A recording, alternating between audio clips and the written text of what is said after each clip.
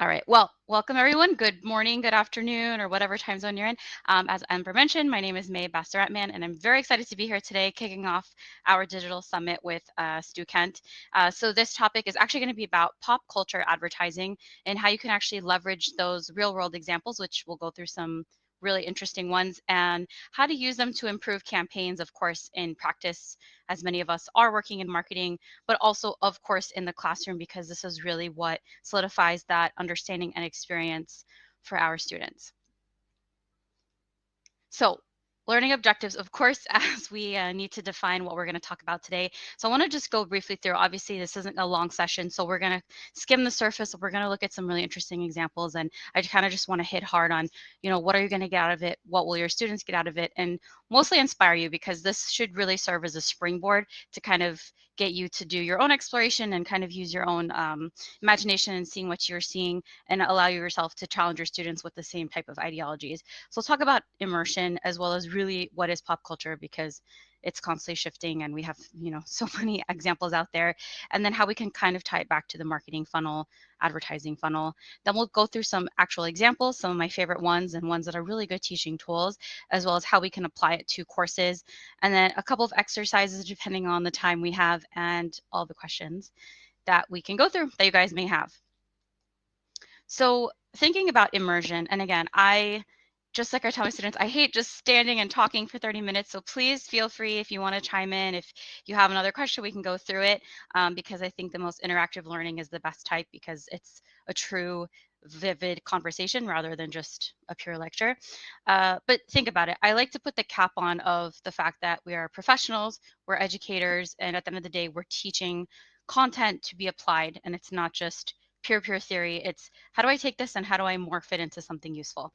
So think about immersion, and that's why I like to talk about pop culture. Some people might say, oh, it's pop culture, it's not serious, but, and as many of you know, especially working in marketing, it's what sells. It's where all the money is. It's what we talk about in our daily conversation and routine, and it kind of guides us socially, economically, politically, and it's a lot of what our students are consuming on a daily basis. So it's the best teaching mechanism, in my opinion. So why do we, as professors, also need to immerse ourselves, as well as kind of highlight to those students to think about immersion? I think it's kind of like learning a new language, as you can see from the frame on the side. I'm actually currently in Paris. I recently moved here this year. I just got married, and my husband lives here. So I have moved abroad for now. And it's like I go outside and I only hear French. So as your brain functions, it's kind of thinking like a native speaker. And this is what I tell my students. If you truly want to be an advertising, marketing, social media professional, you live and breathe it, kind of like us as educators. It's second nature, or first nature at that one point. Oh, thank you, Casey. But we don't think about it, right? It's something that we've ingrained in ourselves as educators. You always think about, what can I use as a teaching tool? How can I better explain this?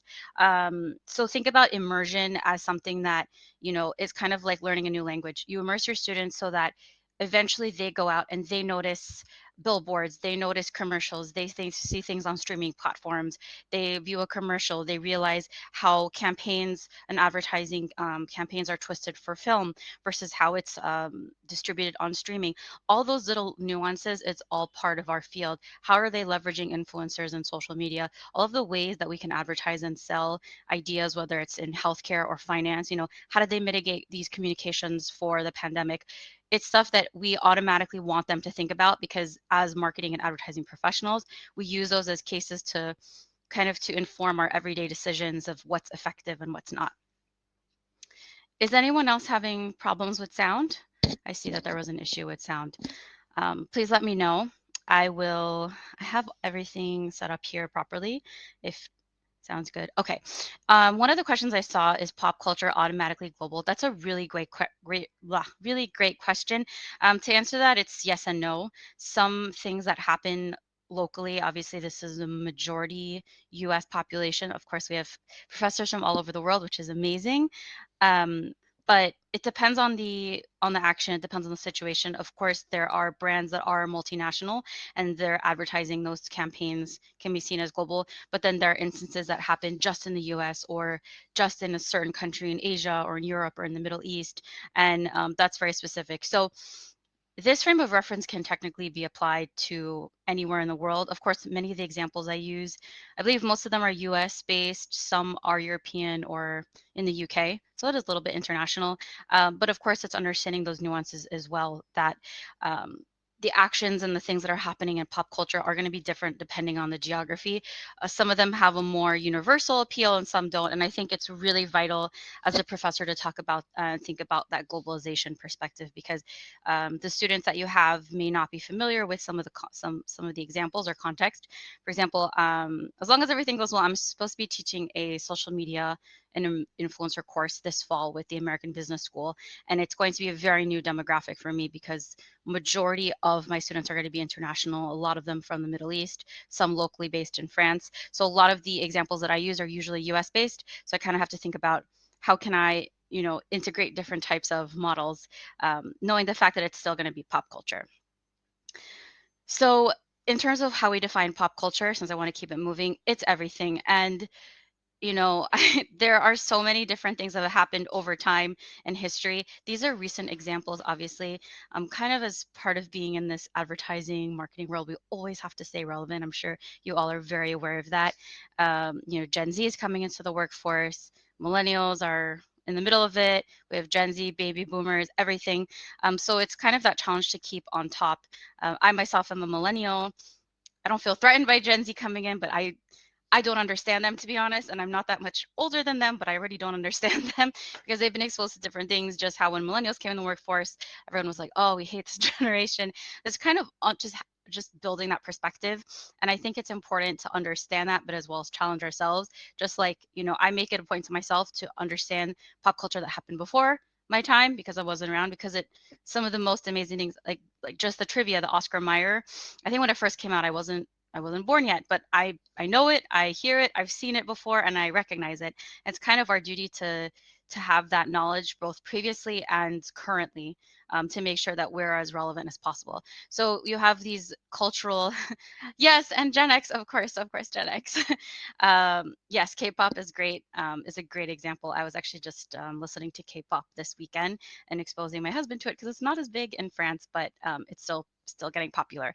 So you see here everything from Harry Styles, who was in the boy band One Direction, wearing a dress on the cover of Vogue, to the infamous slap that happened recently at the Oscars. If you saw it, the show Euphoria was a huge cultural phenomenon. Marvel Comics, Marvel, DC, the whole comic book world, and everything going on with I forget the name. It escapes me right now. The Korean drama winning at the Oscars for the first time, so representation, Megxit, so Harry and Meghan exiting British royalty. So all these things that are happening, Billie Eilish, the Olympics, the resurfacing of Y2K culture in style, fashion, and music. So all of these things are what's happening right now. How is this going to help influence us? And how is this going to help us teach this? Because as we say, history does repeat itself, and it's important to know what's going on. So I like to take this back in terms of perspective in the marketing funnel. Some of you may use this in class. Of course, if you're teaching pure marketing, you're using it. If not, it's still good to have this lens, thinking about everything that we see and consume in pop culture is obviously related to what we're doing in marketing, right? Because everything that happens out there is already automatically at the top stage, which is awareness. Our goal as advertisers is to get people to purchase, right? To convert, depending on whatever our KPIs are. So we want to get people down this funnel. And pop culture is really great because it kind of forces people down this funnel. Of course, it's about sociology and human behavior and really tweaking your messaging and making sure the UX is in line. But having that strong core messaging and understanding of that idea and and supporting it with that research and things that are relevant are going to help make this a seamless transition. So just think about this is more like big picture. How can I bring this back to class? So at the end of the day, if you see something that's trending and you strike it while it's hot, and we'll look at one of those examples, people can come from the top of the funnel to conversion in the matter of one exposure. If it's that strong, if they feel really passionate about it on a whim, hey, I'm going to purchase this. I saw it on Instagram. I saw this. That's so funny. It related to me. Boom. It can get people to go from here to here in one in one cycle. And that's the beauty of our job, to see like that's how you define an effective campaign. So how are we going to apply this to our practice? Of course, and it can go across any of these classes. Advertising principles, social media, of course, it's just it's a funnel for everything pop culture, basically. Content planning, for blogs, for websites, for even, hard, old style hard paper, anything we're doing, news, magazine, articles, anything, journals online, thinking about virality, if that's one of the concepts you're teaching. So it kind of transcends courses themselves and topics within courses. Influencers, that's a huge one. Thinking also about cultural sensitivity, and that's also relevant to the question earlier about international, thinking about and respecting the differences in cultures and understanding maybe something had a positive connotation in one region but had a negative connotation in another region, and of course understanding where the sensitivity is with that. PR disasters, they are part of pop culture. Do they always sell? Do they not sell? There's still debates about that all the time. Is all press good press, even if it's bad press? So kind of exploring that. And, there are no right and wrong answers to this. It's really an inspection. It's an examination. And outside of that too, it's to really make your students excited, right, about getting in this field. And this, as you can see, I'm passionate about it. This is why I love what we do, because it's around us all the time and it's interesting and it's constantly changing. It's challenging. It's very creative. So with that, also the messaging, right?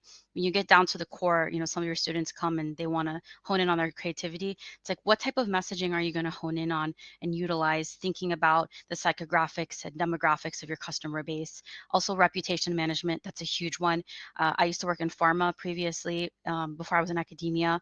That was a huge thing, thinking about HIPAA laws and whatnot, and understanding how the FDA works in terms of setting up campaigns for pharmaceutical industry. So your reputation as well as trustworthiness and much, much more. So think about that. I'm sure all of you are applying your own personal positions with what we're learning today, but this is another way you can look at the lens.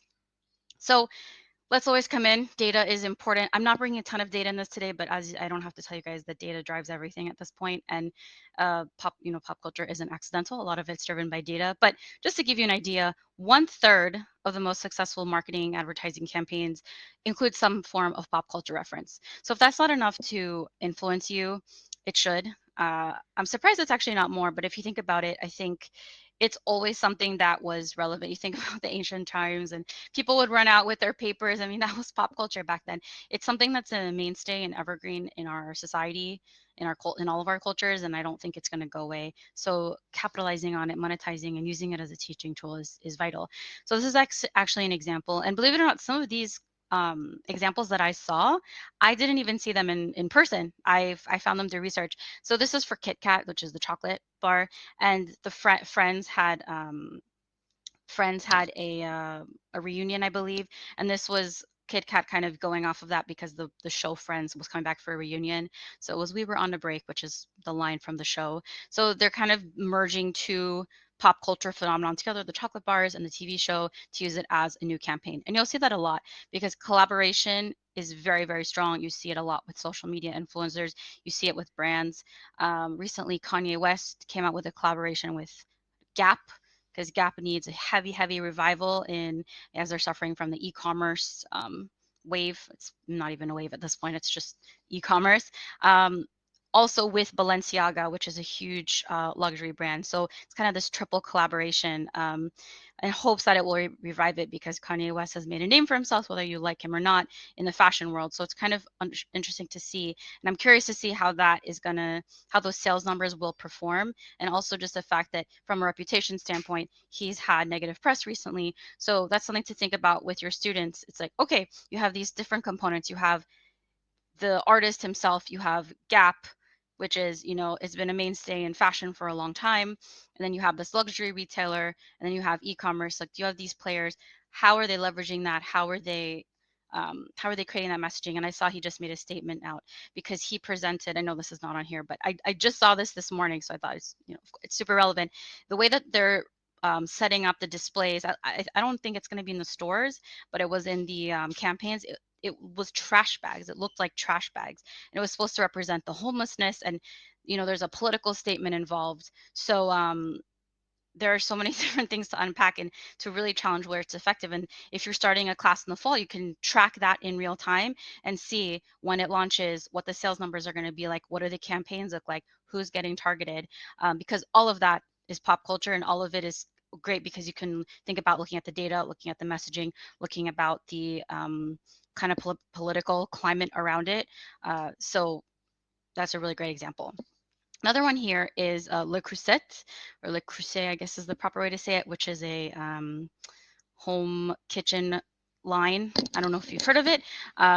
They're very, here's the little logo right here. So they're very known for these, I think it's porcelain pots. But basically, this was a collaboration with Harry Potter. I don't know if it's a little small. You can see it here.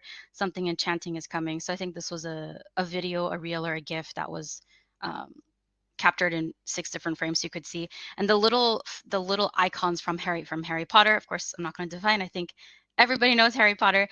These were the glasses, the lightning scar. These were the little goalposts from the game Quidditch, and you have some matching cups from, you have, I can't see what that is. I think it's some of the symbols. You have the oh my gosh, I'm blanking out. It's from the final movie. Anyway, it's very well-known symbols from the film franchise and from the book franchise, even the cap being this little lightning bolt. So to myself, it's like, okay, great. It's a collaboration from a normal perspective, but as you think about it as an advertiser, obviously Harry Potter is a multi-billion-dollar franchise at this point in terms of books, movies, merchandise, theme parks, I don't even know how many spin-offs of so many different things, theater, and even home cookware. And I think, okay, I'm like, strategically, why would they have picked this? And again, this is something to think about as your students. Uh, so this is something I grew up with as a millennial. I was 10 years old when the first Harry Potter book came out. I was 9 years old. And I basically grew up with the characters. And now, as a lot of that bulk of the generation is getting married, having children, the youngest millennial is late 20s, even though some people think it's teenagers. I'm like, no, that's Gen Z. Understanding the life stages, a lot of them are attempting to buy homes or attempting to start that life. So it kind of is a natural progression to have a collaboration with a brand that's kind of creating cookware, kind of creating that idealized image of, hey, I can grow up, have my things from childhood in my home, and thinking about, is this effective? Does it work? And naturally thinking about Le Creuset itself. The price point is very high. It's more of a luxury item in home and cookware. So thinking about the effectiveness of that. But it's very interesting collaboration to see that in something simple as cookware, a luxury line with something like a book series. So a big phenomenon, especially during the pandemic, was I was going to say Hunger Games, is Squid Game, which was a K-drama about kind of a battle royale, will you will. If you haven't seen it, I won't ruin it for you. I'm sure many of you have heard it, as it was a huge smash in Netflix, and I think one of the top foreign film ratings for Netflix of all time. So just to give you some of you a background, if you weren't familiar, these little symbols were basically the symbols of the games. It's like when, I'm not going to give anything away. It's basically a big part of the series. It's kind of an iconic. It's actually one of the games that was in the Squid Games, but it's also the symbol. Oh, she. It's one of the symbols from the movie. So if you saw the series, not the movie, you would recognize it right away. A lot of brands capitalize on it because it had such huge cult success in a very short amount of time, especially during the pandemic, as a lot of us were still staying home. And brands kind of used it as a way to connect with their audiences. So Heineken, of course, a beer pick here, the best pick, hashtag Heineken. So you have, it's a square triangle. It's a star tech. So it's different, four different symbols. It's actually a children's game in Korea where they actually have to pick out, they have to use like a stick or something else to take out the shape in this. It's called a dalgona cookie. It's basically made of sugar and water. But the aim of the game is to break it without ruining the cookie, or else you're disqualified. So a lot of brands were using these symbols to kind of insert their own, and this was perfect because the star was one of their the actual symbols in the game, and Heineken has their logo. So it was like a perfect seamless experience, an easy choice. And basically in this one episode, people were randomly assigned their symbol they didn't know. So naturally they're saying this was the best to get the star.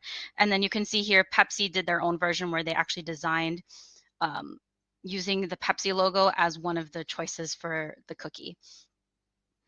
Okay, that's a good point. Jen's mentioning PlayStation did it for their buttons as well.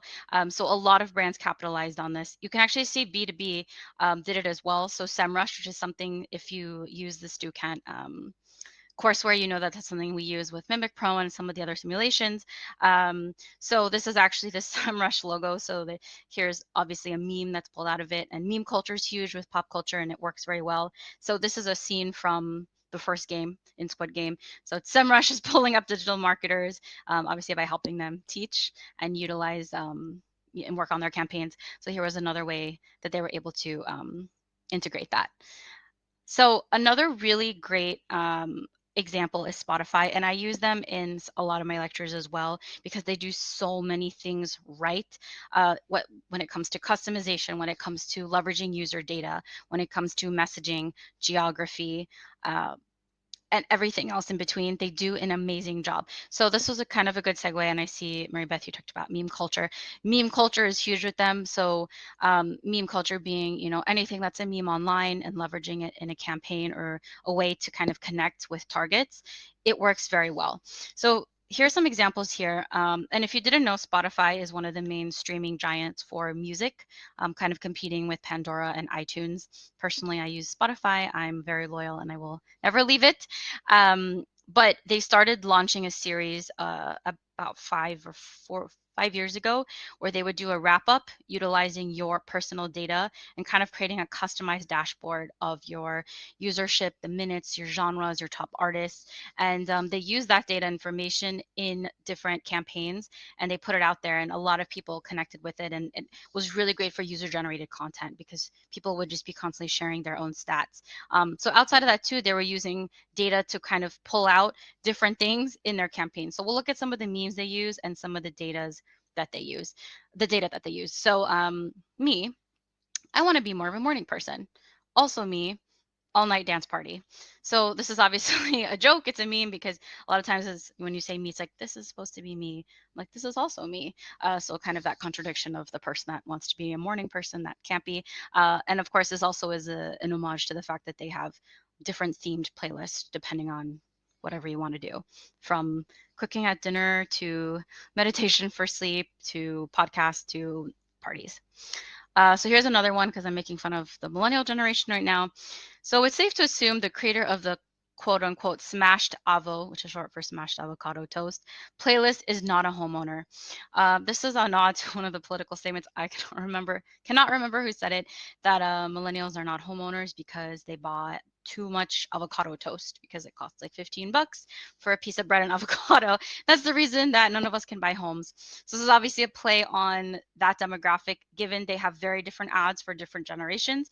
And this is kind of basically talking about their price point and the different playlists they have. So it's a really, really great hit at understanding who their audiences is. And it also it encapsulates their tone and of the brand. Like they're not afraid to kind of push. They're definitely not afraid of the sarcasm as well.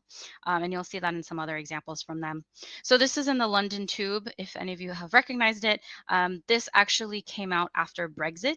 So dear 3,749 people who streamed, quote, it's the end of the world as we know it, the day of the Brexit vote, hang in there. So, they're not afraid. Of course, this is a political statement. There's a little picture of the hot air balloon with the UK flag. Kind of understanding their audience, saying, hey, we recognize you, we know you, without deliberately pushing the brand, but it's 100% related to that pop culture of what's going on in the political climate and really making a statement. Can it be perceived as controversial? Absolutely, it's depending on who's looking at it, but also really honing in on the core of their brand identity. So it's really understanding that they put that as a priority to be able to connect with their audiences. And of course, looking at it geographically because it's very strategically placed. So they do a really, really great job with that, merging all of those facets together with pop culture and everything else we discussed. So here's another one. I don't remember if you guys remembered the whole solar eclipse, like became into this huge thing in 2017. So they did a little fun advertisement on that. I believe this is it looks too clean to be the New York Metro. I lived there for 4 years. I'm like, it doesn't never look this clean. This is one of their metro stops somewhere, but I'm presuming this is in the United States.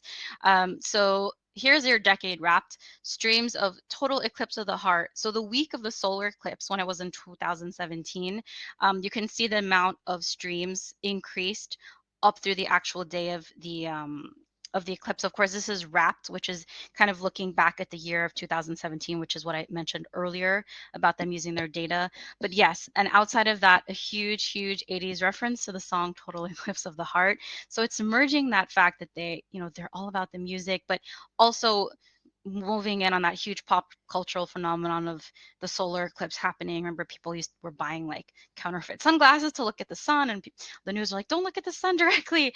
And then outside of that, kind of going in on the fact that, hey, we're about music and we are here because we saw a bunch of people streamed an 80s song. So they do a great job of understanding that. So, thinking back and showing this as a case to your students, it may sound silly, but once you start dissecting it and unwrapping it, there's so many different aspects that we teach and we think about as advertisers that they had to kind of put into play to consider how to create very effective campaigns. So 2 examples of something not working well, because I know we are almost at time. We have 7 minutes before Q&A. So the first one on the left is Kendall Jenner from the Jenner Kardashian clan, which I'm sure all of you have heard of. So this was a Pepsi campaign that came out a couple of years ago. It was really controversial because it got immediate backlash. Basically, she's walking on a street and she walks into a rally, I believe, of some sort. I think it was human rights or something like that, and the people were arguing, and she interferes and goes in the middle of the fight and offers them a Pepsi, and supposedly that brings peace. So people took that very offensively. It's like, how dare you think giving someone a Pepsi is going to fix, all these major issues that we have, et cetera, et cetera. So it was kind of perceived in very bad taste, and it was pulled almost immediately. And then she issued an apology. So understanding the sensitivity of that, as well as the importance of testing, right? We still need to test our campaigns, understand messaging, understand where the consumers are coming from. And of course, it's a fine balance. Sometimes you launch things and then you find out. Other times it's something that should have been prevented from the beginning. So that was one example. Another was for the company LifeLock. I believe they're an online dealer of, they're a dealer of like some type of not insurance, but basically they can help you protect identity online. So this was actually an actual ad that was launched, and this was, I believe this is the CEO of LifeLock. His name is Todd Davey, and he actually put his social security number on this ad because he really, really believed the product could work, because the product is supposed to protect you from identity theft. Of course, what happened was that he yeah, his identity was stolen. So LifeLock didn't work fully and it became a huge mess. Obviously, this was very risky because he believed in the product so much that he published his actual social security number.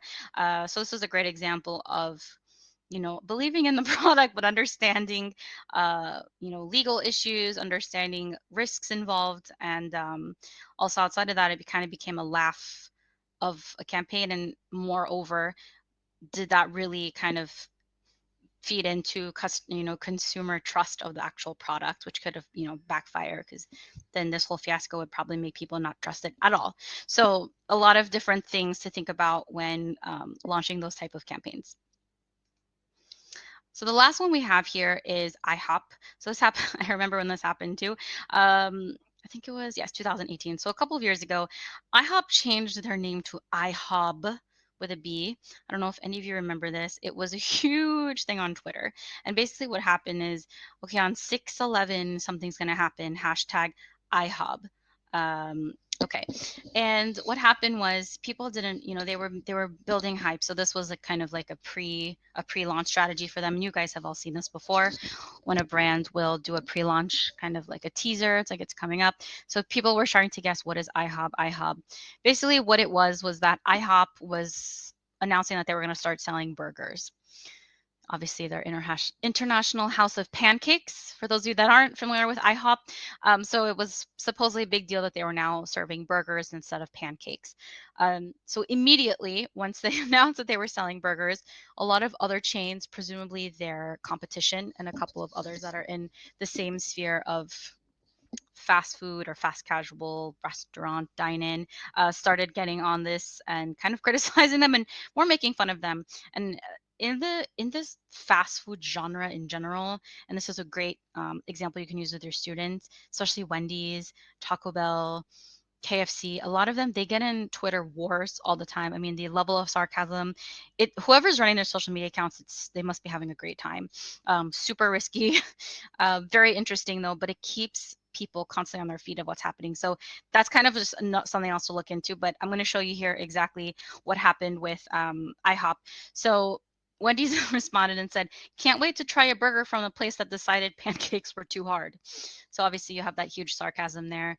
And then Ihop, of course, they changed back to Ihop after the campaign was over, responded, "We don't want any beef with you. We just want to share our beef with the world." So, beef meaning we don't want to have any trouble. Let's look at a couple more. All right, so Subway kind of chimed in also. "We will from now on be known as Pancake Way instead of Subway. IHOP, just let us have our moment." Like, I'm really laughing at whoever is running their social accounts. Dairy Queen chimes in and says, "We will from now on be known as Fried Chicken Queen." And Chick-fil-A wrote STFU. Obviously, I'm not going to say what it is, but it's an acronym for something not shut the something up. And of course, that's funny because Chick-fil-A's huge thing is eat more chicken, not beef. So it's really understanding where a lot of the brands came in. And it became this huge dialogue among all these fast food chains about kind of stay in your lane, don't touch our food. But it was almost like it was a great platform for these brands to kind of reinforce their stance in this space. And then here was another one, White Castle, which is also known for burgers. "We're excited to announce that we will be switching our name to Pancake Castle." So like all these brands jumped in on this conversation and people were monitoring it. I don't know the sales numbers, but I'm wondering if people even said, "What the heck? I'm gonna go try these burgers from IHOP," or people almost saved and helped and gave more allegiance to their other brands. And then Burger King, of course, went as far as to change their logo to say Pancake King. And I cannot even read what it says there. It is so tiny, but and Wendy's responded and said, "Not really afraid of the burgers from a place that decided pancakes were too hard." So kind of keeping on that trend, on that thread, I'm sorry, is incredible. And this is like the core of what pop culture is, because it's kind of where we can, laughing at some of your comments, where they can kind of reinforce their stance as a brand, but keep that conversation going, right? It's being part of that narrative. It's engaging, it's reinforcing the status, but it's customer engagement, right? Which you cannot pay enough dollars for. Like when it's this organic and it's free, it's the best type of advertising you can ask for. So that's why pop culture phenomena is really crucial, and it's sometimes the best mechanism to think about as a brand. Of course, it's a little more difficult if you're in the healthcare space or finance or education. I was creating strategies to recruit MBAs. We were not going to do this on social media, of course, but thinking about other brands, because it's still good to know. And throughout your career, you work in all different types of industries, as I like to tell my students. So it's good to learn from all the different types of industries as well. So that being said, how are we benefiting from using pop culture? So I kind of got into it already, but thinking about, and you can use these as teaching points as well, customers themselves, because at the end of the day, a customer that feels seen or heard, they're really connecting with that brand. That's huge. That's what the goal is of advertising, right?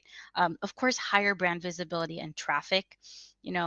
How many of you after this are going to think about, maybe I should go to Chick-fil-A for a lunch? So, something like that. But having that visibility, right, is key. It is key to making yourself relevant and making yourself a constant force in the industries that you're in.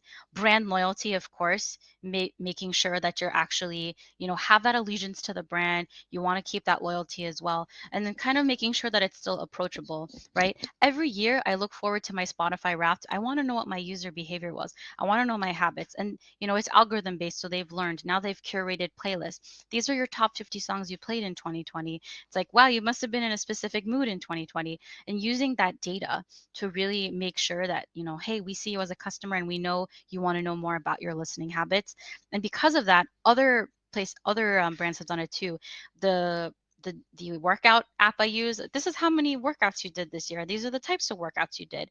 Even with Lyft and Uber, this is how many minutes you spent in the car. I was like, oh God, I didn't want to know that. But then a lot of copycats, and that kind of shows the effectiveness of having this really strong narrative in pop culture and using that data to connect your customers. So that loyalty, that visibility, the approachability of it as well.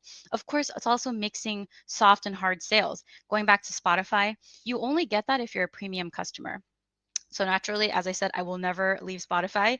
Um, that is, of course, one of the reasons I want to know, but also I hate ads when I'm listening to my music to test them, even though we work on them all the time. And even personally, like, because we're in the space, I get their wrap up reports. I know they're pushing the podcasts very strong.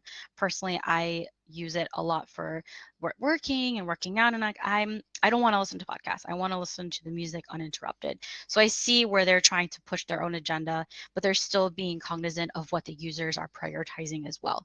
And then lastly, humanizing your brand, right? It gives it a voice. At the end of the day, you almost look at IHOP, it's like, wow, I feel bad for them. Their strategy wasn't great, but it's humanizing the brand as well. And then all the others kind of bombarding them is joining that hype. So, as I said, look out for all these different campaigns that are coming out. Fall is coming. I'm sure there will be things you can think of, creative things, everything from football, thinking about all the fashion brands that are dropping, even following the Gap example that I just mentioned. So there are so many different ways you could leverage and think about. I'm sure there's so many other topics. Some of you even mentioned them in the chat about personalization, about storytelling, about connection with your audience that you can use and think about as you hone in on pop culture as a teaching tool. So I'm repeating the same list that we had in the beginning, but thinking about that goal, and then after this, we'll go for questions. So really the goal here is you want to shift your students' critical thinking. I spend time talking about immersion because that's the end of the day. You're training them to become professionals. We're training them to become marketers and future leaders that are in this space, that know the brands, that know the industries, that know what is going to be effective. And that's really going to help them thrive and challenge themselves and be creative, right? That's the whole mission. It's constantly morphing. So it kind of gets them in tune to that understanding, as well as being able to recognize, self-audit, correct in real time, right? When they start to be challenged, they think critically, strengthening their skills in forecasting, and that's a huge one. That comes with experience and time, as well as having that deeper perception of brands, the mission, the values, the storytelling, as well as knowing what's effective, what's not. And lastly, more importantly, is student engagement, because no one likes staring at a screen or talking for 3 hours and no one's saying anything. I brought up Astroworld. I brought up kind of what happened with the concert in Texas and how it was a disaster and how it could have been prevented. And it spurred a 20-minute conversation in my class, and I didn't stop it. I'm like, you know what?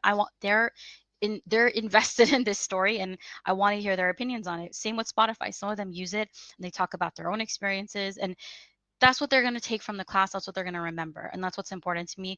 And when they know that, then they know how to apply it to other things that's relevant to what you're teaching in the course.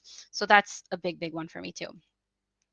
I'm going to skip this exercise since we don't have time, but just kind of a note about efficacy. Like I mentioned, the marketing funnel at the beginning. This was a meme of Bernie Sanders when it was the presidential inauguration, and he was sitting in a corner. I don't know if any of you recognize this, and it went viral. But he basically sat in the corner with these mittens, and it was just funny because he was so isolated and he looked miserable. But these mittens were homemade from a woman in Vermont, and because this went viral, people were like, where are those mittens from? And she made them herself, and she sold them on Etsy, and it sold out. She couldn't take any more orders because this meme became so viral. And I think she was a teacher actually. And I was like, listen, put it on pause and make all the mittens and ride the wave while you can and go back to teaching after. But it shows how I said that it can go from the top to conversion very quickly if something is very effective in pop culture or it goes viral. So these are some ideas that I have for you if you want to think about assignments or examples of what you can bring to class outside of using the examples I used, using ones that you've seen on your own, and really like real engagement, museums, pop culture tours, Fire Festival documentary. If you haven't seen it on Netflix, there's also a Hulu one. It is a little raunchy. I make my upperclassmen watch it and do an audit of it, and then we talk about it. It's a great study on influencer culture and pop culture and social media using to sell an idea, because it's a great case study, and thinking about old films and whatnot. And of course, where to get inspiration, here's a little Jackson Pollock for you, for those of you into art. Think about seasonality, music festivals, anything with personalization, TV shows, any buzzwords, memes, politics. this is all things that we consume every day, and it's ways you can get your students to start thinking about it and applying it for their campaigns, whether it's e-commerce or whether it's in the education sector or nonprofits. There's so much to be learned from what we're seeing every day in real life. So here are some resources for you that you can access otherwise. News, I actually make my students subscribe to that in case you can't sit and listen to the news all day. Some creativity, some really great newsletters. Storytelling through data, infographics. Charter is very great for that. It breaks down some of the latest trends and makes them all into infographics, which are really great storytelling tools. Other than that, thank you. I know we went a little bit over, and I hope I inspired you a little bit and learned something new. Please feel free to connect with me on LinkedIn, drop me a little note. Otherwise, I'll take questions, and thank you guys so, so much.